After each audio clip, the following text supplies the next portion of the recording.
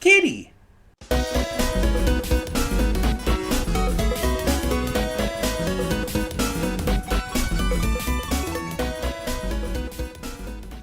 Before we get to today's video, I want to take a moment to talk about Patreon. That's right, we are on Patreon now, and we have a bunch of tiers with a bunch of great rewards. You can subscribe and get things like early access to all reactions, depending on your tier, depends on which reactions you get early access to. You can vote on polls exclusive to patrons that will help determine future reaction series and more. You will get to just have various choices in terms of like getting to choose future reactions I react to, getting to choose first impressions I check out, all kinds of different rewards, and possibly more coming in the future. We're still new at this. We're still figuring things out. It's a process. It's a process.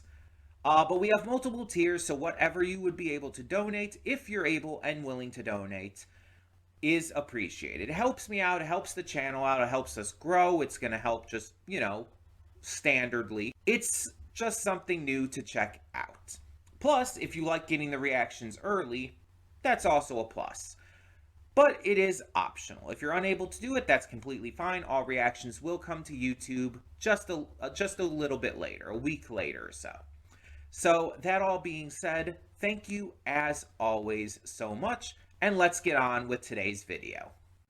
With that being said, hey everyone, welcome to Princess Gay. I'm your host Connie, and today we are here with my blind reaction to Gnosia, episode 5. And last time we had a big revelation. We found out that the cube is actually a living organism, and that it kind of creates this like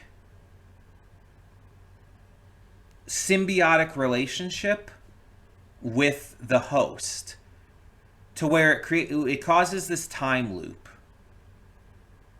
while feeding off of new information that the host learns.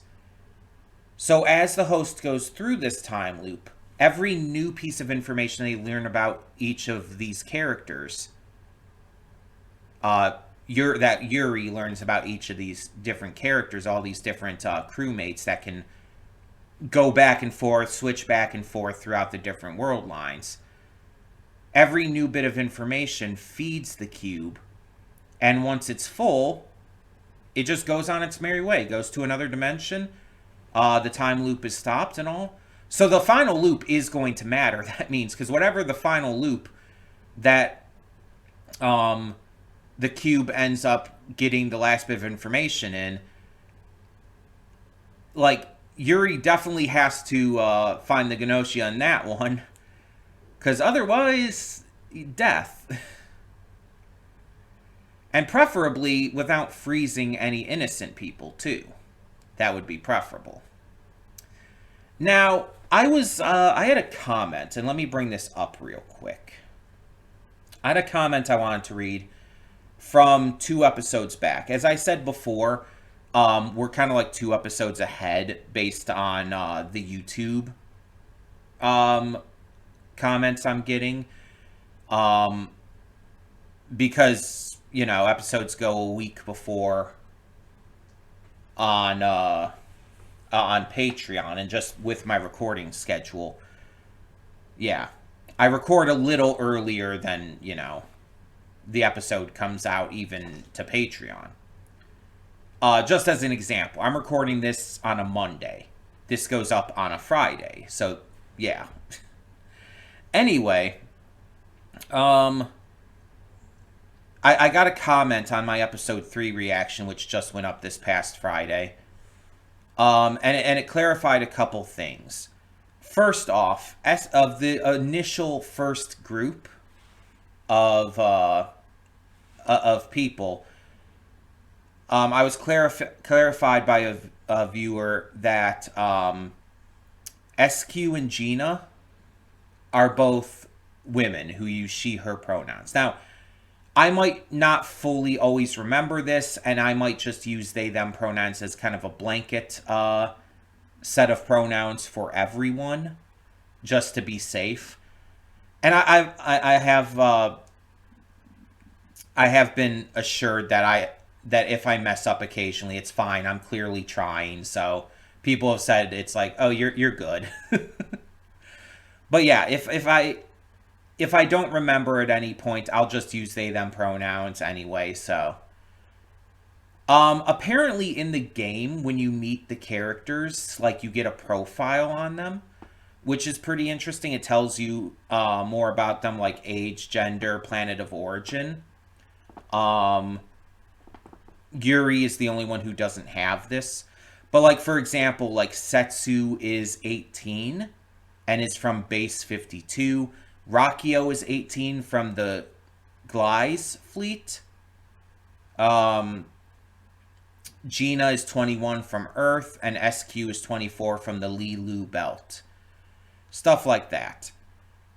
Um, but yeah, it's pretty interesting, and I'm not gonna remember all of this.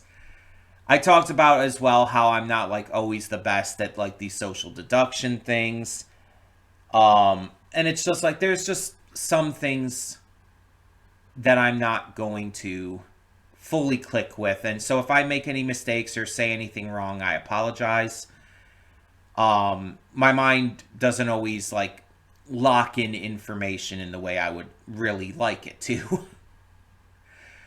Some information and some shows it works better with for, and I'm not 100% sure like what the reasons for that are. It's like some shows I can remember things very fucking easily. Then other shows, not really much at all. I do my best though. I always try my hardest. It's just sometimes it doesn't quite work out. So I'll do the same here.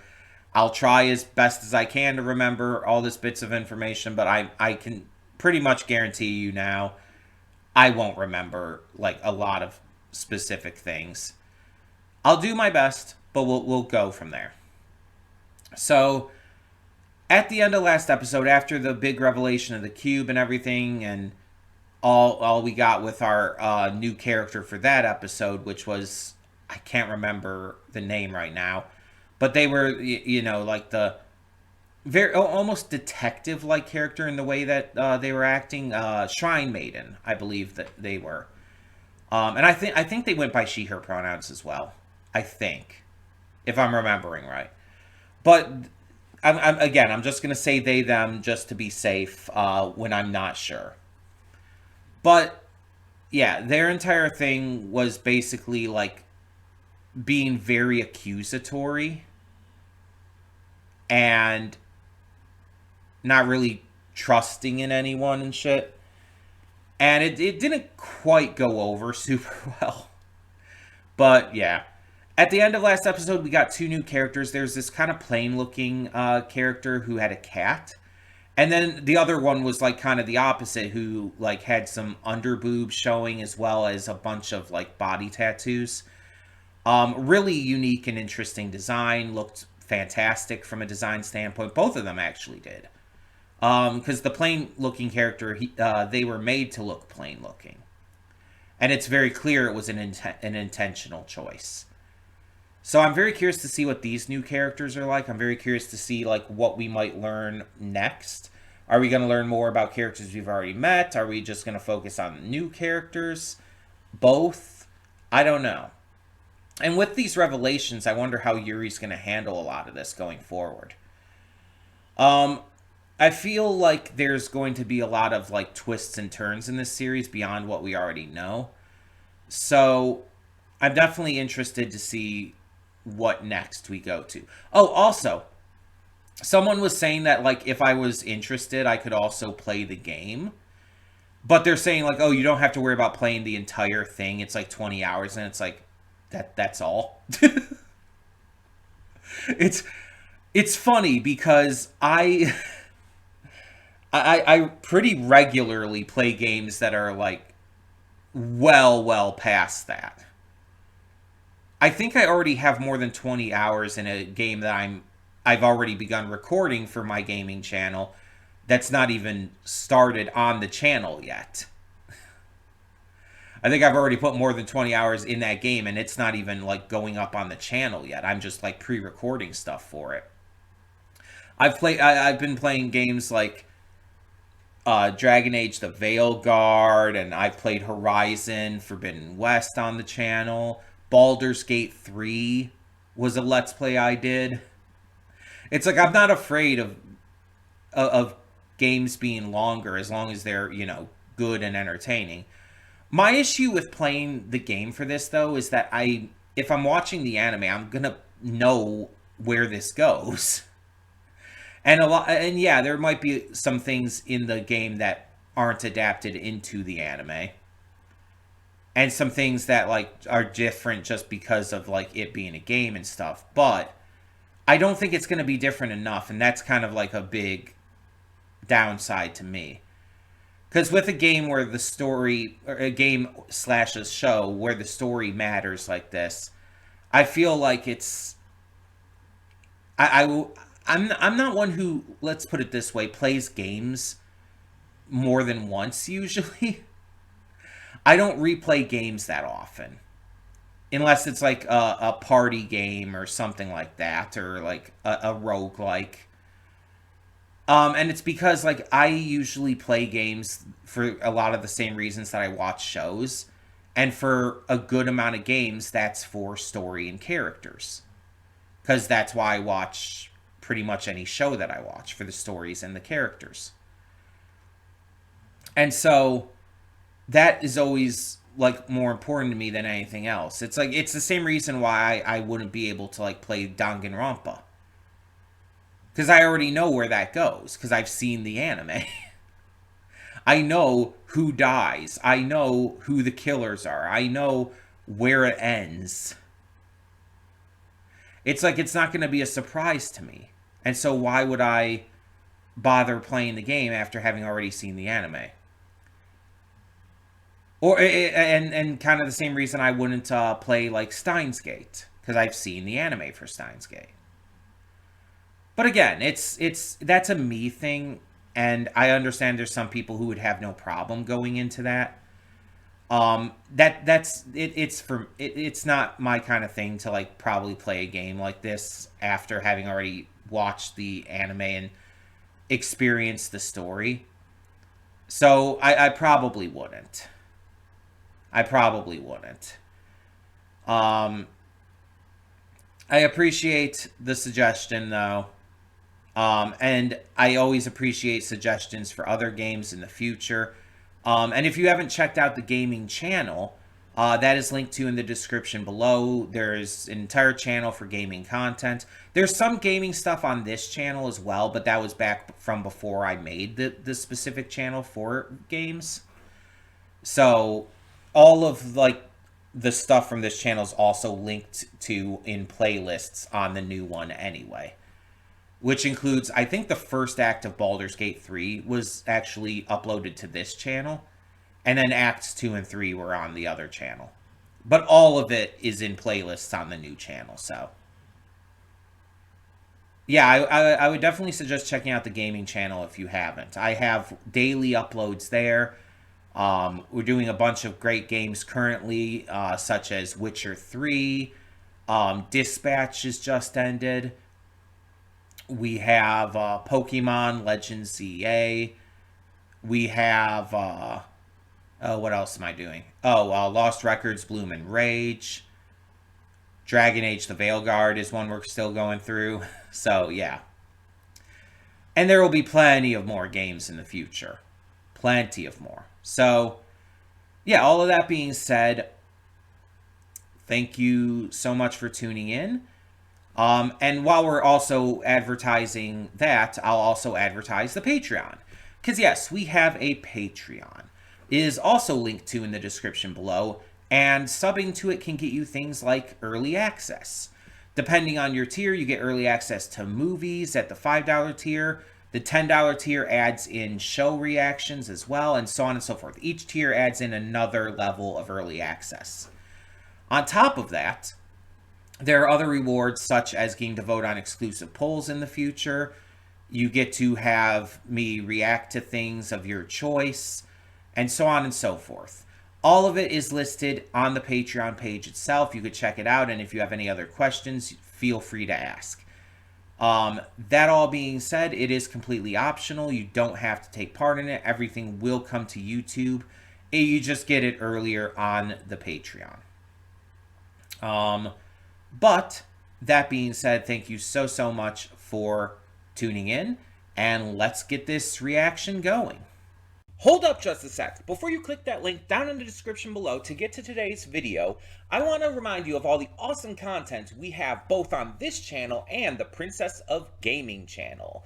Let's check it out.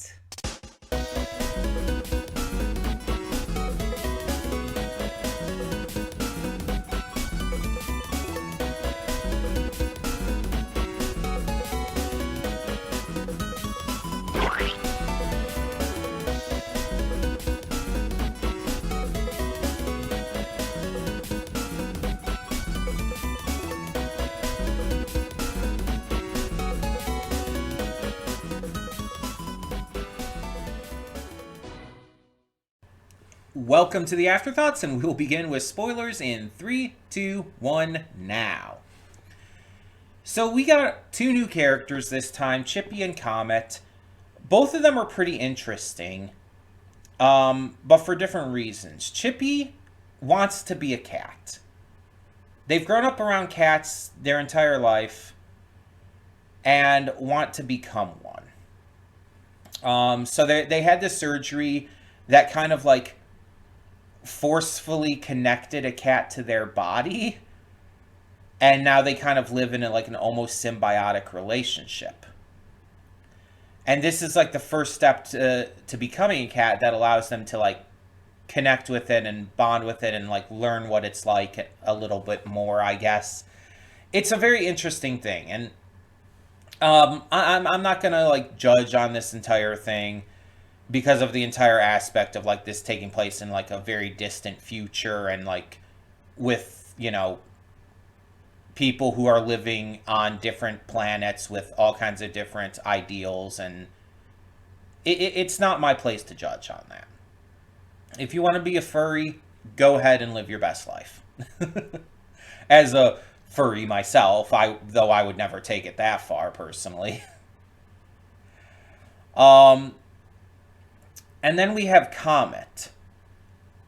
And Comet is interesting too, because the markings on their body aren't tattoos. It is actually a parasitic symbiotic mold. So both of these new characters actually have like a bit of a symbiotic relationship here. On their planet, when children are born, they're left alone for, I think it said, a couple years to basically bond with the mold, and those who survive are able to continue carrying this mold with them through the rest of their lives. But anyone who has not like gained that kind of resistance of sorts would be in notable mortal danger if the mold spread to them, which is pretty much stated to happen through touch.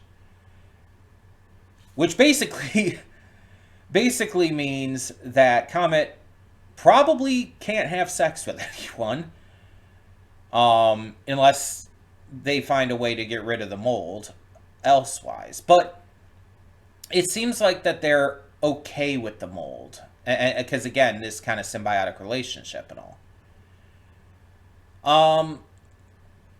It's a really fascinating like trait for these characters to kind of share. And I'm very curious like what more we can learn about them once they show up again. Right now, these episodes have been kind of going through the loop of introducing us to a bunch of the new characters. We get like a couple of them each episode. And so it's pretty different in how things are going. Now, this next loop we see at the end here has some notable differences right away. Two of the characters appear to be in the kind of hollow room that we've seen once or twice before. Kind of like the not quite cowboy, but almost cowboy looking guy. And then this like girl with a flower crown. I shouldn't say guy and girl. These people. A person who looks kind of like a cowboy and a person who looks like who has a flower crown that they made. They're just kind of sitting in there. And we saw someone else running through the halls but didn't get a good look at who they were. Everybody's not meeting up in the room where they normally do, and on top of that, Setsu didn't meet Yuri upon them waking up. So things are notably different this time, other than just new characters. And that makes things interesting, because I wonder if like there's going to be some notable change, like if Setsu's not there.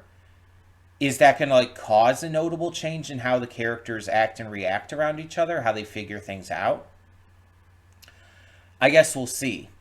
But this episode also introduced another new role. We got the doctor.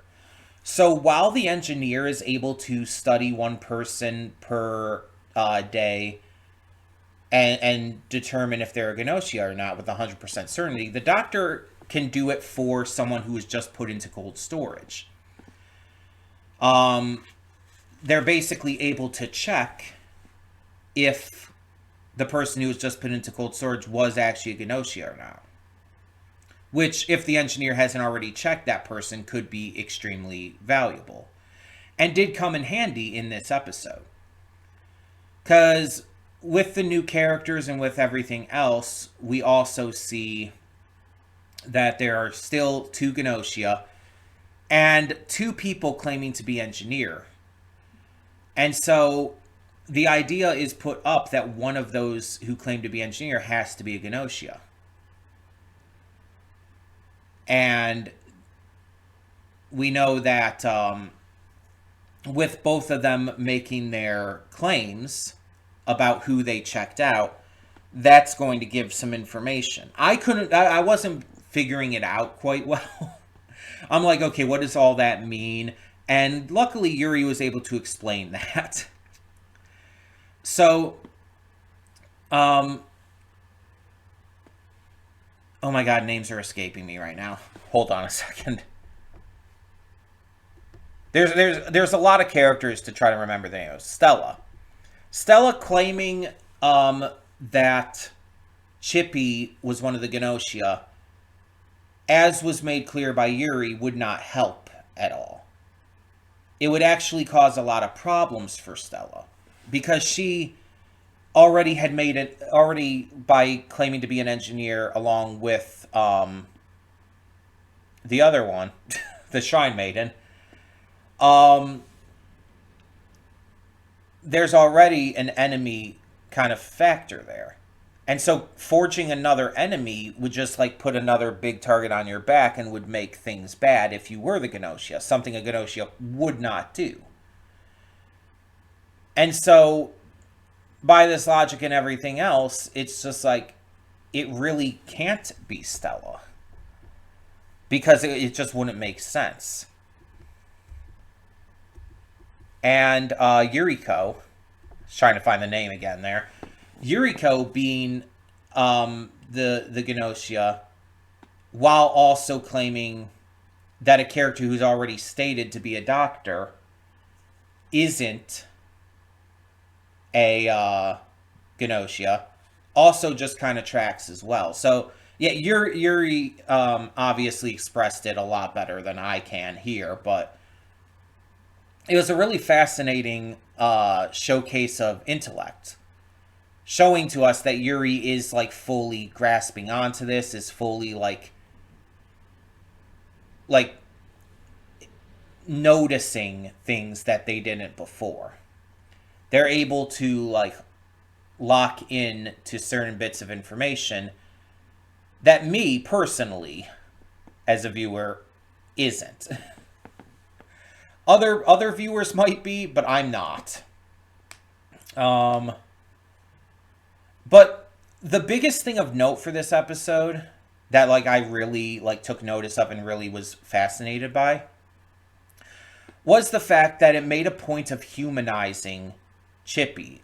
Even though Chippy's stayed to be Gnosia, it makes a very big point of humanizing him. More so than it did with Yuriko.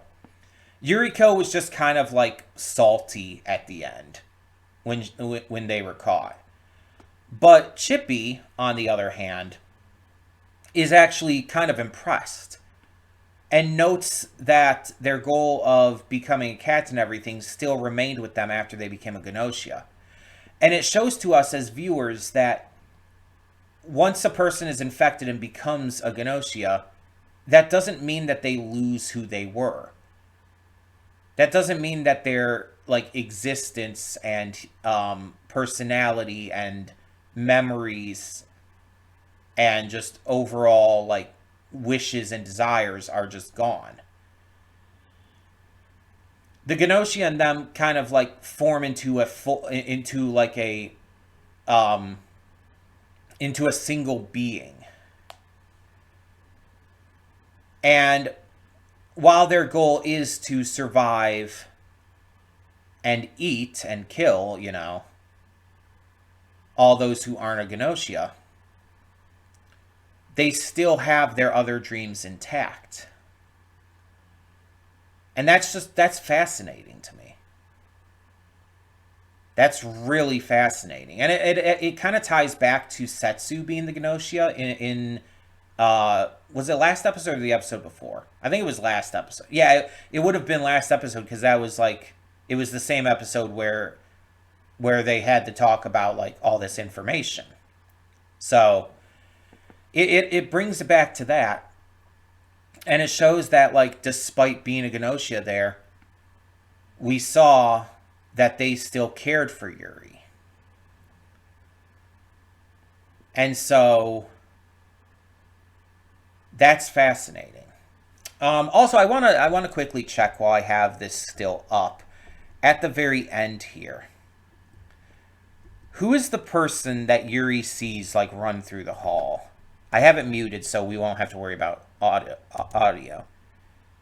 Okay, it looks like someone with long blonde hair in a red dress with like a black top. Is that the same person who was in the hollow room?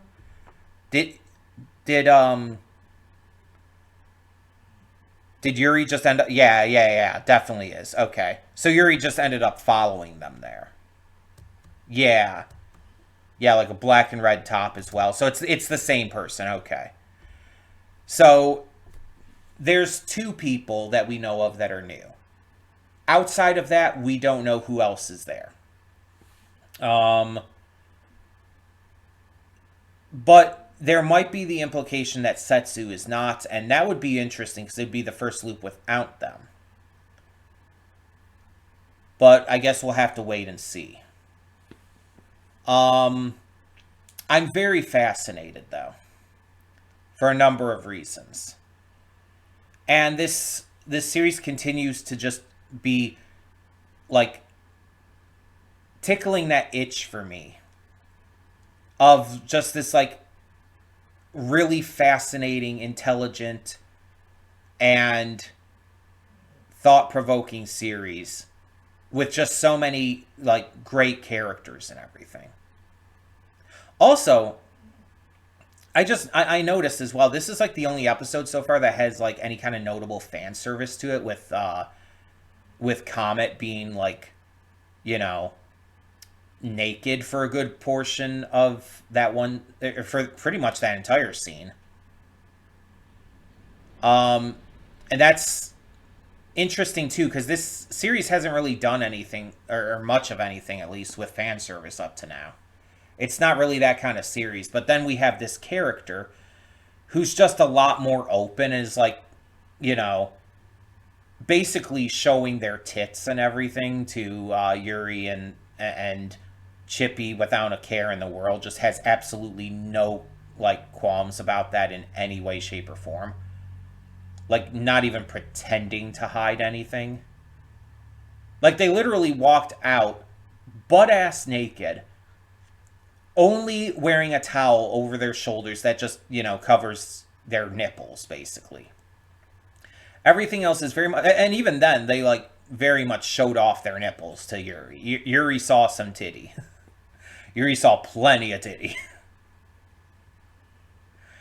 Um, Outside of Yuri being a little flustered, though, it almost kind of wasn't made to be that weird of a thing.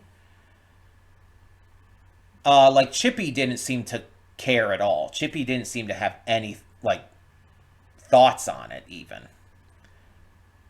So maybe, like, Chippy's people, like, on Chippy's planet or whatnot, that's, like, nudity is not, like, some kind of big taboo or anything. And clearly, Comet definitely doesn't seem to have any kind of issue with it. Though I don't know if that's from their planet or just them. We do know that Comet wants to be a ship captain, so that's interesting. And they were a stowaway that was brought off of the planet by Chippy, which is also interesting because Chippy's a Gnosia. So there's also fascinating elements to that. Um, yeah, just a really interesting like series of events. In terms of personality with our new characters, like Chippy seems very, you know, like standard, for lack of a better way to put it. There's not like a huge amount of like strong personality and emotion to them. They're more they're more like very, not stoic. That's definitely the wrong word. They're more like calm, I would say, and they're able to like keep in conversation. They're not shy or quiet or anything. They're able to hold conversation perfectly well. They don't get like heavily emotional though. Meanwhile, Comet's kind of literally the opposite. Comet is like a million miles a minute, very hyper, very excitable, has a lot of emotion and personality, is honestly super cute, adorable, even. Um, and just, yeah, they don't seem to like fully understand and grasp everything super well, though. I wouldn't say they're dumb. Like, I would not say Comet is like an idiot or like um even though they're not blonde. I'm not going to say they're like a blonde stereotype or anything like that, because I don't think that they are. It's just that they're not as quick on the uptake. They're like me, just with a more goofy personality. They're like me if I was more outgoing in terms of like being super hyper and excitable and whatnot. Um, but in terms of like not quite grasping the situations and not quite knowing what everything means, that's definitely more like me. um, but yeah, I'm very interested to see like once more characters other than our initial characters start returning, what more of them start to be like, because we've only seen like Shigamichi once, right? Uh, so it's like I wonder like what it's going to be like when we see Chippy return, or when we see Comet or other characters like that. What's their face? The Shrine Maiden has returned a couple times now. They've actually become a more consistent one again. Yuriko. Yuriko has become more consistent since their initial showing. Obviously, our main group has been pretty consistent, but not always. Like, SQ wasn't here this time and everything. Um, just as an example. But, like, Rakio's pretty much always there. Gina's been pretty much always there. Um, but like again, we're being introduced to new ones pretty much every episode, and it seems like a lot of them aren't like sticking around constantly. So I wonder, like, after we get introduced to like everyone, if there's going to be like a lot more repeating and a lot more changing up and different groups and all. I assume, since Yuri's our point of view character and, you know, the player character from the game, I assume that they're the only one who is going to be in every loop because we're literally following their loops. But their loops might not like coincide with Setsu's, so there could be loops where Setsu's not there. And based on the ending of this episode, like I said, this might be the first case of that. I had actually thought like a couple episodes back or something that Setsu wasn't going to be there. It was like, I don't think it was last episode. I think it was 2 episodes ago. Maybe. I don't know. It might have been last episode. But I thought it was going to like be, oh, like, is Setsu not there this time? And I was wrong about it that time. But maybe that's what we're going to get this time. And maybe that's why everybody's not gathered up. Because they even brought up the idea of like, what if they froze Setsu? How would things change? Because Setsu's kind of been acting like the leader. Setsu's been like leading all of these deliberations and everything. So if Setsu's not there, how would that go? And so that it kind of led us into that thought process already. So with the end here, with not seeing Setsu come to awaken Yuri, it might be leading us into Setsu not being in this loop. This is just a loop that Yuri experiences without Setsu. And so I think that's what they're doing here, and it's, if that is the case, it's well done. It's well set up. But I guess we'll have to find out next time. In the meantime, tell me what you thought of this episode. As always, no spoilers.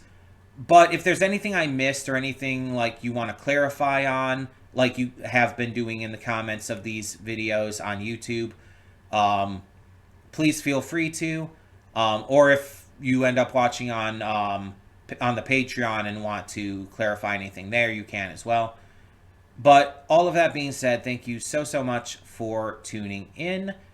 And for now, I'm Connie and I'm signing off. See you all next time.